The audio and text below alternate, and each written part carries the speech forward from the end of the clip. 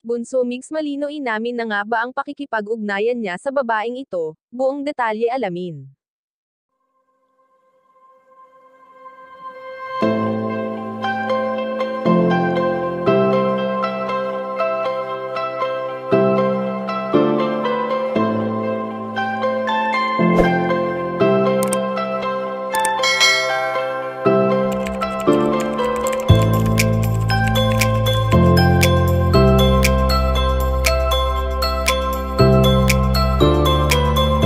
Kamakailan nga lang nang makita natin ang saya sa mga mata ni Bunso Mix Malino, dahil sa malimit nitong pagbabakasyon kasama ang mga mahal niya sa buhay.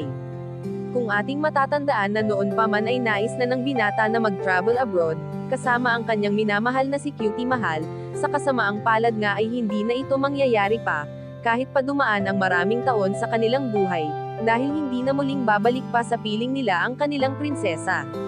Bilang pagrespeto ni Bunso Mix Malino sa yumaong dating katambal, ay tinutupad pa rin nito ang mga plano na noon ay sabay nilang pinangarap. Marahil kung nabubuhay lamang sana sa ngayon si Cutie Mahal, ay sobrang saya ng kanilang samahan na alam naman natin kung gaano nila pinahalagahan noon ang isa't isa. Kaya naman mahirap para sa mga Momix supporters na isipin na maghahanap pa muli si Bunso Mix Malino ng bagong makakasama sa buhay bukod sa dati nitong kapareha.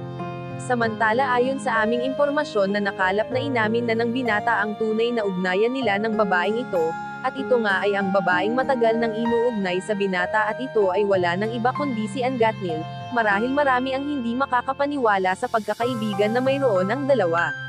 At kahit kailan ay hindi umamin si Bunso Mix Malino na may relasyon sila bukod sa pagkakaibigan lamang. Kayo mga ka-chika, anong masasabi nyo dito? Please leave the comment and don't forget to subscribe.